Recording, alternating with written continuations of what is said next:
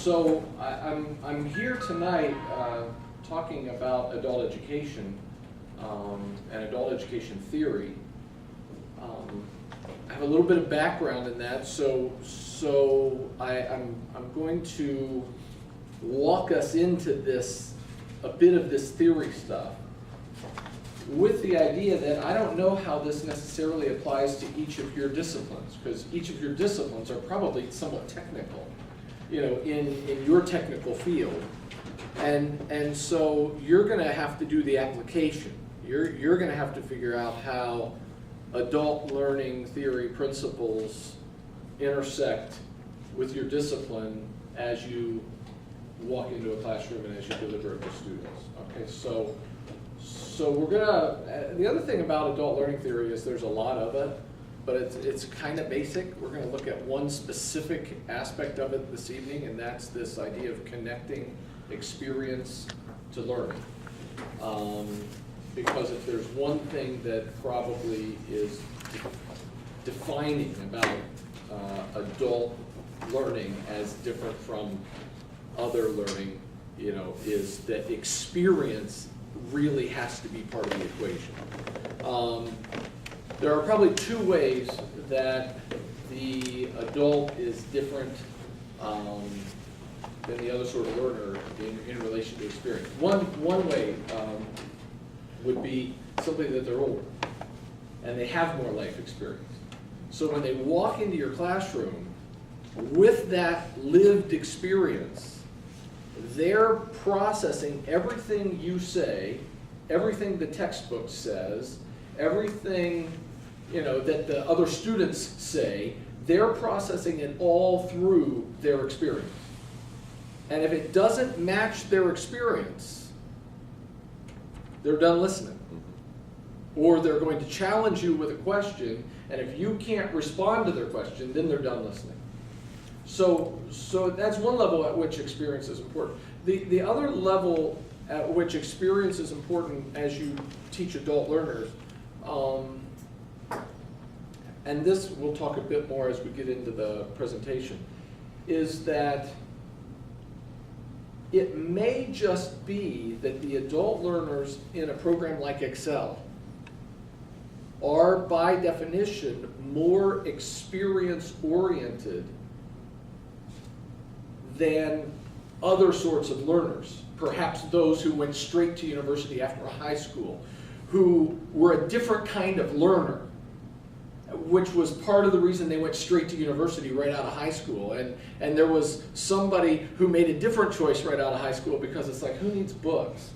You know, I just need to go out and live life. I just need to go out and experience life. I'll learn in the school of hard knocks, you know. And it may just be that the type of student that we have in the Excel program, just sort of by orientation, are going to be more oriented toward needing to process that education through their experience. Okay, do you sort of understand? So there's kind of two reasons why we really have to pay attention to experience as we interact. As I began writing about adult learning theory, I essentially came to an analogy of adult learning or the adult educator as a tour guide, as just sort of a working analogy. So let's just spend, this isn't the main focus of my observations tonight, but it's gonna be the launching platform. So adult educator as tour guide. I do have handouts, I might as well just give you. Try not to look too far ahead because, you know, you just ruin the fun. Okay. So as a tour guide, I've been down this road before, perhaps many times, and I have great appreciation for its significance. All right, so let's just start with that statement. As an adult educator, as I walk into the room with a group of adult students, they need to know that I've been down this road before. Now, I don't have to have ever taught the course before, you know, but they need to know that I've walked this road. I kind of know where we're headed. Brookfield, in writing about the adult educator, says that the adult student who walks into the room and feels like the instructor doesn't even know where he's going is going to check out.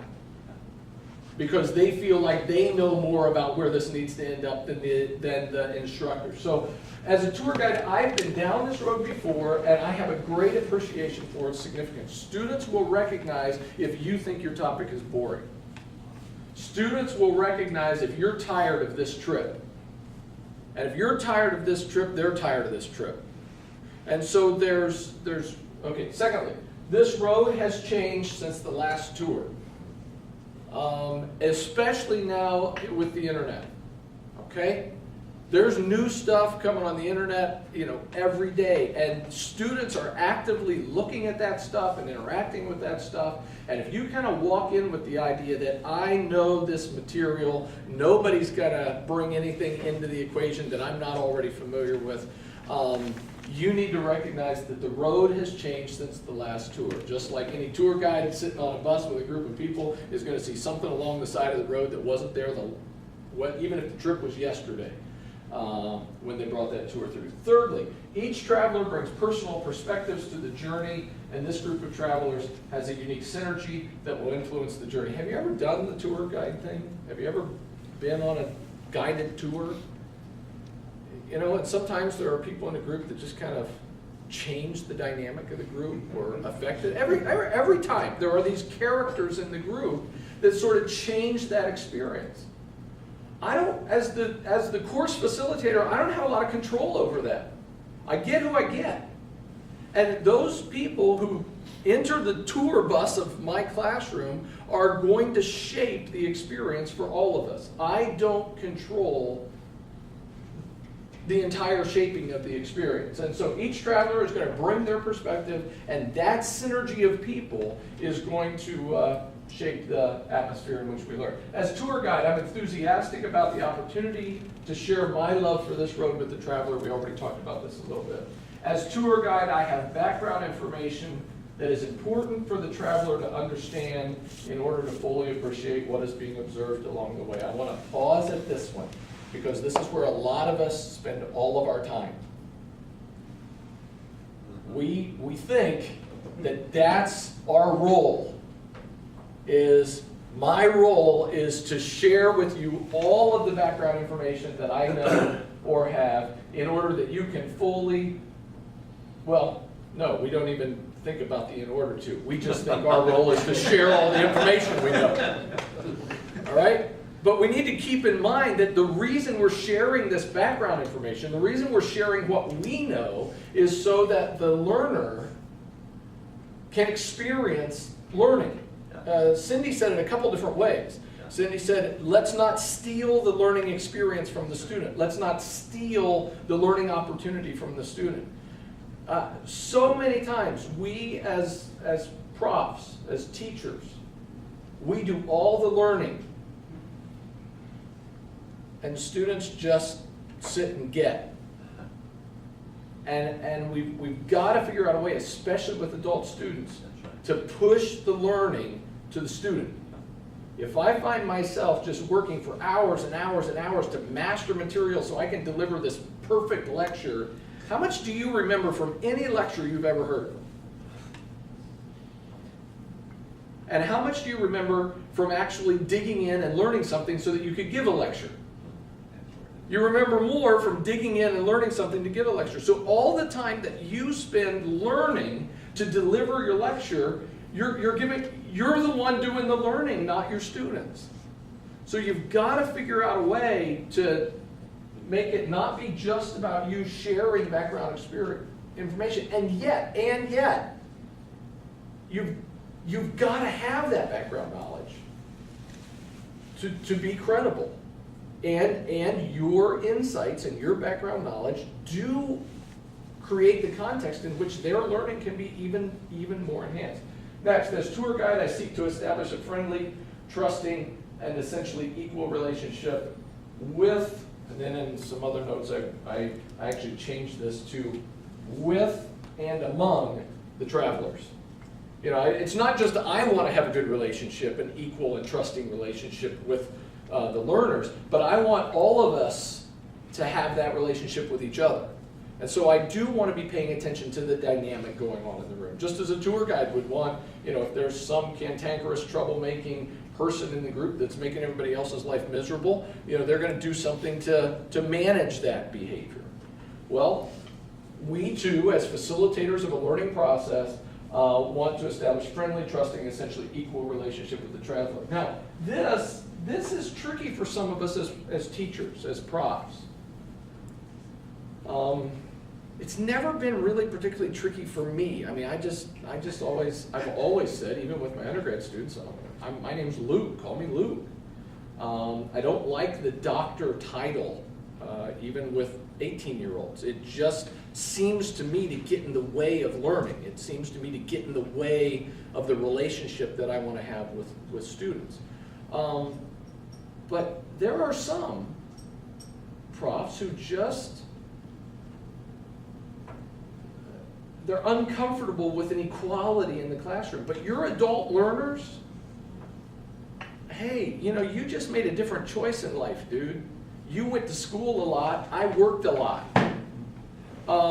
You're no better than I am.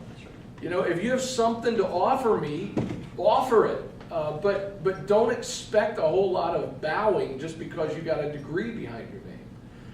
And I don't know where all you guys are at in terms of your degrees, and I really don't care. Because in the adult learning environment, you really need to work hard to try to create an atmosphere of trust and equality and friendship among the folks that are in the room, including yourself. As tour guide, I respond to the traveler's questions, and I share information which will stimulate further inquiry. Okay?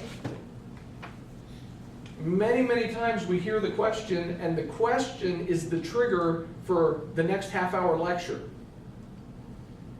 All right? The question is not always the opportunity for your lecture. The question may simply be an opportunity for you to give a brief answer and to put it back into the learning equation of the group. As tour guide, I appreciate the traveler who points out things along the way that I have not previously noticed. I'm not threatened by that person. If somebody says something I've never thought of before, it's like, wow, never thought of that. That's cool. I don't even know what to do with that. Why don't, and this is one, I love to do this. You have a reflection paper for next week. If you would dig into that, we'd all learn from you. Why don't you dig into that and come back next week and let's see what you learn. I don't even have to be the one. I mean, even as a prof, sometimes I'm tempted to say, oh crap, I don't know that. And so I stall, and it's kind of like, I read something about that once. I'm going to see if I can find that article. Now, it's a flat-out lie when you say it. But all you're doing is buying time, and you're going to go to the internet, which is the same thing they're going to do, and you're going to go to the internet, and you're going to see what you can find and give an answer. I just like being much more honest than that. I mean, I just like to say, that's a great question. I've never even thought of that. For next week's integration paper, why don't you write on that topic instead of whatever topic was assigned? Why don't you cure them? That'll cure them. Well, it'll cure them, but it also honors their question. It honors their question by me not bluffing an answer, and it honors their question by saying, even though this isn't exactly what next week's integration paper was about, if that's a real question for you, dig into that and come back and help us all learn from what you're interested in learning. Okay? But so many of us get threatened by this guy. This guy's he's unnerving to us. Because, I don't know about you guys, but I feel like I can say this because in terms of credentials, I've kind of reached the point that I ought to know stuff. But I still teach often, even a little bit tonight, on the edge of what's called the imposter syndrome. The imposter syndrome is a very real experience for your adult students. Your adult students come into the room and they're not sure they even belong in the room academically, and they're waiting for somebody to say something or you to ask them a question that just makes them look like an idiot and shows everybody and themselves that they don't belong in the room. Okay? I think a lot of us also teach with a bit of an imposter syndrome. I know from time to time I do. That, at some point somebody's going to show me that they know way more about adult ed than I do, and they're going to quote some author that I forgot about from 10 years ago, and they're going to make me look like an idiot. Well, lower your expectations, essentially, for you don't have to know everything. Nobody expects you to know everything, especially adults. They don't expect you to know everything. Then finally, the traveler gains the skills and desire to travel independently on down this road and to discover other roads. Our goal is to have travelers who are equipped to travel on down the road independently. And we've given them the background that they need, we've given them tools that they need, we've given them skills that they need, we've facilitated a learning experience where they're now comfortable walking on down this road. As I came up with the different kinds of travelers that go on a tour. Let's look at the different kind of travelers. Try not to look ahead if you haven't already. Okay, folks on a tour. Here's this guy, the one who reads all the plaques and asks historically informed questions. Okay, you ever been with this guy? I took a group to China a couple years ago in 2007 in January, and Sarah, what was her last name? Doesn't matter. Sarah was on the trip, and Sarah was always the last one to move. You know, it didn't matter if we were at the Temple of Heaven, it didn't matter if we were at Tiananmen Square, it didn't matter where we were. Sarah was going to be 15 minutes behind everybody else because she was reading every word that there was to read as she was going through these places. Okay? Now, that wasn't everybody's experience, but that was Sarah's experience of this trip. The one who wants to add yet another activity to a busy day. You know, it's 5:30, we've just had supper, and this guy is saying, hey, I heard that there is an opera performance over here. Could we go see that? Because if we don't do that tonight, there won't be another night on the trip that we can do it because all the other nights are full. And who needs a free night? This is the last chance this may be the only chance we ever have to come to this place. Can we go see the opera tonight? And other people are sitting there saying, oh, for crying out loud, I just want to go take a bubble bath. Right? That's true. I'm the bubble bath guy. Actually, not. Okay, next one. The one who doesn't say much just seems to be taking it all in. You're not even sure if they're paying attention. You've never heard them really offer anything about how meaningful the experience is, but you can just kind of tell. They're soaking this up. And then the one who sneaks away from the group whenever they can.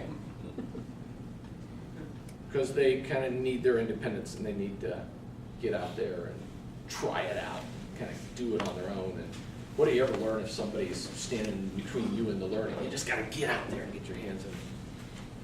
Right? That's right. Okay. There's also the person who always compares everything to the last trip they were on, but I didn't think they deserved to be on the list. Okay. All right, so we have these folks on the tour, and I guess my segue here is to say, a guy named David Kolb recognized that there are also these folks in your classroom, this same group of people.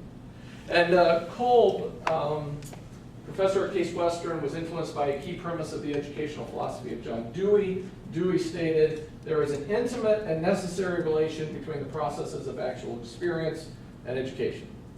I think any of us who have lived very long would say we've learned a lot through experience. That's where we learn.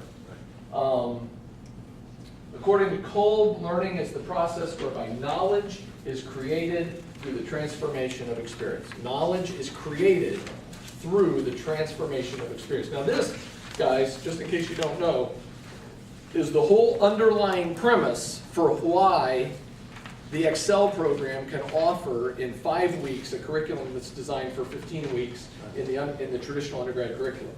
Because the assumption is your students are bringing experience into the classroom that the traditional undergrad student doesn't have. And it is that experience that can be more rapidly translated into knowledge than what the traditional undergrad has available to them. Okay, they don't have the experience available to them to transfer into knowledge as quickly. So this is the theoretical underpinning upon which an accelerated degree delivery program is modeled. Kolb describes learning as continuous movement through 4 phases that he locates in a circle: concrete experience, reflective observation, abstract conceptualization, and active experimentation. Now, because these have so many syllables, I prefer different nomenclature, which also has a lot of syllables, but feeling, watching, thinking, and doing. Okay, so Kolb is essentially saying we work through essentially a cycle as we process learning. Thinking, or feeling, watching, thinking, and doing. We're going to talk about these a little bit. I'm going to try not to get bogged down in the details, so I'm going to skip some content so that we have a little bit of time to make it practical. In Kolb's words, we have watching, which is reflective observation. We have thinking, which is abstract conceptualization. And we have doing, which is active experimentation. And Kolb essentially is saying that all learning kind of processes around this cycle. However, each of us have places where we're most comfortable jumping into the cycle. Okay, do you understand what I'm saying? We most naturally jump into the cycle at one place or another, and that's different for each of us. We're going to talk a little bit about those differences. This is a dual axis model. If you know enough about dual axes, so many models are 4-quadrant dual axis models. But this model essentially says the vertical continuum is what sort of information do I trust? Do I trust my feelings, or do I trust my thinking? Do I trust my gut, or do I trust the book? Do I trust the voice inside my head, or do I trust the professor with the PhD? You know, do I trust something inside me, or do I trust something that, you know, is objective or outside? And then, secondly, how do I process the information that I trust? I've decided what I trust. Now, how do I process it? Do I process that information by doing something with it, or do I process that information by pondering it, looking at the world around me? Do I need to get out and do something with it in order to figure out if it works, or do I sit and kind of watch how the world works, hear what people are saying, and then decide, okay, that's how I believe that to be true. Talk quickly about these. The feeling person learns well through experiences, okay? Feeling is up here. Concrete experience. Learns well through experience. Group work and peer feedback often lead to successful learning because the group work has the experience of, it's an experience. They are experiencing something together with other people. Generally find theoretical approaches to be unhelpful. Why? Because the feeling guy's up here, the abstract conceptualization, the theory is down here. This is far away from the information they trust. They learn well from specific examples in which they can be involved, or in which they can involve themselves mentally. If you present an example in which they can see themselves, they will learn better than not. Okay, next, reflective observation, watching. Tentative, impartial, and reflective approach to learning. They're not going to jump to conclusions. They're going to seek to make the best, most fair, most objective decision, conclusion that they feel able to make. They rely heavily on careful observation. Lectures are valued by these learners because they allow passivity, and the lecturer has an expert status. They like there to be someone who guides their watching, who offers perspective for their watching, who allows them to kind of sit back and see what else is going on, allows them to hear other opinions but not have to express their own opinion too soon. Abstract conceptualization. The thinking folks, they rely heavily on logical thinking and rational evaluation. They're more oriented toward things and symbols than people. And they learn well in impersonal theoretical situations. Show me the theory. Show me the research. Show me the numbers. I'll work it out. And then active experimentation is the doer, relies heavy on experimentation, learns well in the midst of projects or discussions, prefers to determine their own criteria for relevance of material. This is the person who kind of wants to say, let me figure out how this works. Don't give me too much. Just give me the basics and let me see if I can figure out how to make this thing run. Okay, so this is the person who learns by doing. Now, if we go back just a second, this person, the feeler, this is the one who wants to do the next activity at the end of the day. Give me one more concrete experience. Let me see one more thing. Let me get out there and experience one more thing in this culture. This is the person who sits back quietly and you don't even know how engaged they are, but they're soaking it in. This is the person who is reading all the plaques and has read 3 or 4 tour books before they ever left the country, and they know more, they think, than the tour guide, and they're asking the tour guide to fill in the details for, wait a minute, the one book I read said this, and the other book I read said this, but here I am, and it isn't here, and help, what's up with that, okay? And then this is the person who is skipping out on the group and going out and figuring out what they can see in town, because certainly the tour wouldn't show them the most interesting things.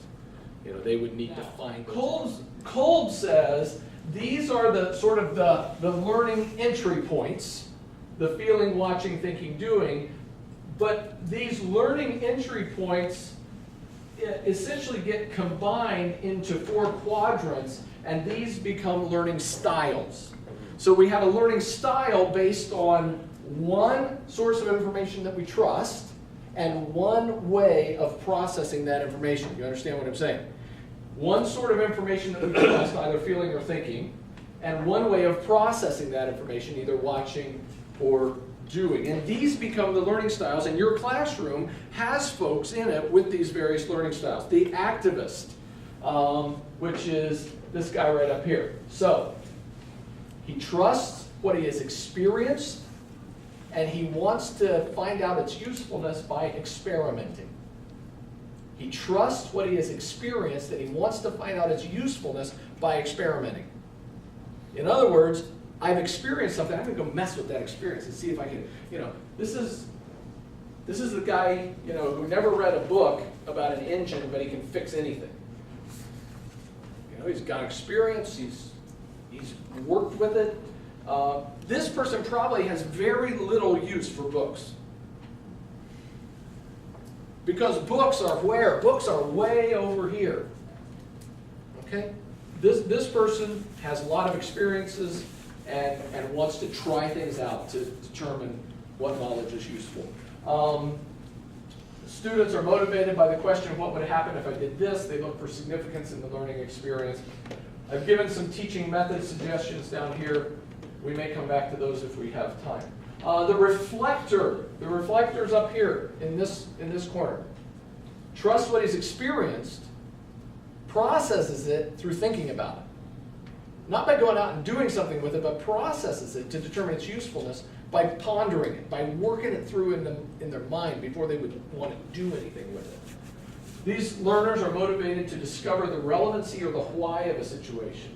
They like to reason from concrete, specific information, meaning their lived experience, and to explore what a system has to offer, and they prefer to have information presented to them in a detailed, systematic, reasoned manner. Because they want to ponder it. They want their experience to be, to have somebody help explain that experience in terms that they can begin to say, okay, I understand through what I've heard what I must have experienced there, and now I need to think deeply on that to bring it into clarity. These learners this is the assimilators or the theorists, they're down here. These are the people who love theories, love models, love numbers, love words, and they process by ruminating on those models. They love models and they ruminate on their models. All right? Now, okay, well, I'll talk about these people in a minute. These learners are motivated to answer the question, what is there to know? They're not so motivated by doing anything with it. But how can I know? How can I understand deeply something? They like accurate, organized delivery of information, and they tend to respect the knowledge of the expert. They aren't that comfortable randomly exploring a system, and they like to get the right answer to the problem. They want the model, and they want to ponder all the possibilities related to the model, and they want to get those worked out in their head. Thinking and doing, the pragmatist. This is the person who sees the model, appreciates the model, appreciates the theory, but they're going to test that theory out by doing something with it before they determine if that theory is a useful theory. These learners are motivated to discover the relevancy or the how of a situation. Application and usefulness of information is increased by understanding detailed information about the system's operation. Okay. Now let's stop for a second and let's reflect, or let's ask. Where are questions? So let me just sort of do. Remember, Kolb says we learn. Our learning involves all four. It involves the full cycle. But our default priority for learning is going to fit into one of these quadrants. I mean, just our default priority. Now, and I gave an illustration up here. If one of your children was diagnosed with diabetes, and you had to figure out in a 2-week period, how do I live with a kid with diabetes in my house? What is going to be your approach to learning? All right? And it's that sort of question that's probably going to tease out what your default, what your default posture is related to learning. Now, one of the questions is, am I learning because I need the knowledge, or am I learning because I want to look smart someday? Well, if I'm learning because I want to look smart someday, that probably doesn't fit into this kind of a learning model. I would say that most of our students coming to Excel are not coming to Excel so that they can look smart someday. That's right. They're coming to Excel because they want something to help them now with their work. My observation, and I have students do this in the adult development course that I teach, my observation is that our students tend to be up here in their default learning styles. Most university professors are here.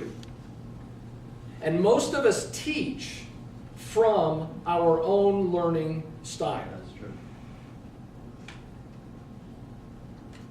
Which is why, and I don't think there are any full-time professors in the room other than myself, which is why adjunct profs tend to be evaluated higher in the Excel program. I'm not sure if I'm speaking out of knowledge here or not, but adjunct profs tend to be evaluated higher than full-time Huntington University faculty by Excel students, because the adjunct profs are also folks who are out there working all day. There's probably this doing itch in them that never let them quite decide, I just want to sit and think about things all day.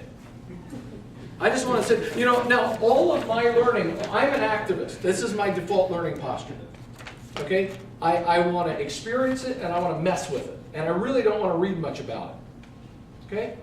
It was really hard for me to write a faith integration paper for my tenure review here at Huntington University, because they're looking for all of these theories that have influenced my faith and discipline interaction and all this. And I'm like, I got all these experiences that I can tell you about.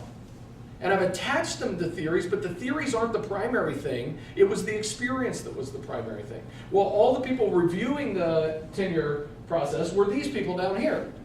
They were all people, and they amaze me. I got to tell you, these people amaze me. And I'm not saying this cynically, though it's going to sound cynical. It amazes me that somebody can sit in their office and look at a theory and ponder it, and look at other theories and ponder them, and ultimately decide that one of them is true, or that their compilation of an amalgam of those theories has arrived at truth. It just amazes me. To me, that's so far from anything that I would value as truth. For me, it's all up here. I experienced it, I messed with it, this works in real life, and oh cool, there's a theory that says it ought to be that way. You know, and so the theory's great, and I get around the theory, but the theory in a sense validates what I already know to be true rather than my experience validates what I know to be true from theory. You know, it just flips on its head. I suggest to you that the majority of our students are here. That doesn't mean they shouldn't be pushed to read, to write, to do the abstract conceptualization, to do the reflective observation. They need to do that. But the ones walking into your room, and I'm not saying all of them, and in fact, it's these guys that are almost certainly going to be your favorites. It's these guys down here that are, oh, they really know how to write. Oh, they're just so engaged. They're asking such good theoretical questions, and they validate all the stuff that you learned right before you walked into class that night. You know, oh, I was good. I learned that because somebody actually asked that question. And I looked smart. Sorry, now I'm getting cynical. Let me, I need to, when I start getting cynical, I need to stop. We're almost done. Connecting learning to experience. My premise here is that your students, the majority of students sitting in the room, they need you to connect their learning to experience. For one of those two reasons that I mentioned at the beginning, and because I think most of them are on the top half of Kolb's grid. First, begin the first night of the first class with a question that draws out personal experience. The first night of the first class.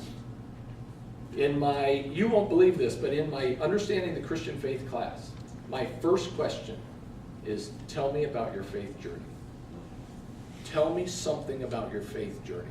And I ask the bravest person in the room, and you can usually tell that before you even start the first class the first night. I ask the bravest person in the room, hey, tell me something you're willing to share about your faith journey.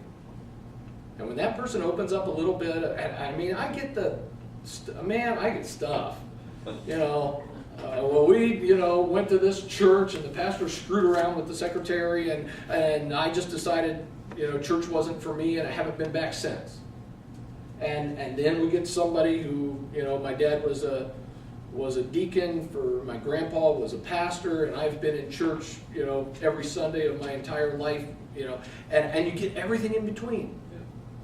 And all of a sudden they realize that this Understanding the Christian Faith class is going to be about them connecting their experience to the class. And I don't have to tell them that that's what it's about. I've already told them that's what it's about because of the first question I asked the first night of class. Tell me about your faith journey. Tell me something. Tell me something you're willing to share about your faith journey. In my adult learning class, my adult development class, the first question I ask is, tell me of when you first felt that you were an adult. Tell me the experience when you first felt that you were an adult. And as they sit and kind of tell their stories, and I tell my stories of that first time that it kind of hit me, I'm an adult now.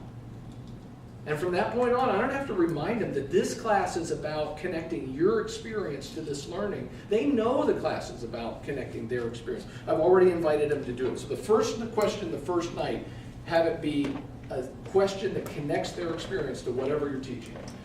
Frequently invite experience into the discussion with questions like, how have you blank, blank, blank?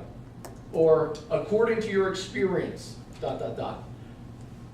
Engage that question. Come back to it all the time. How have you done this? According to your experience, how has this played out? Right? Don't become defensive when an adult learner says, we tried that at our company and it didn't work. Somebody's going to say that. How many of you have had somebody say that? Yeah, somebody's going to say that. Recognize that you've just been presented a ready-made case study which is more relevant than whatever case study is in your book.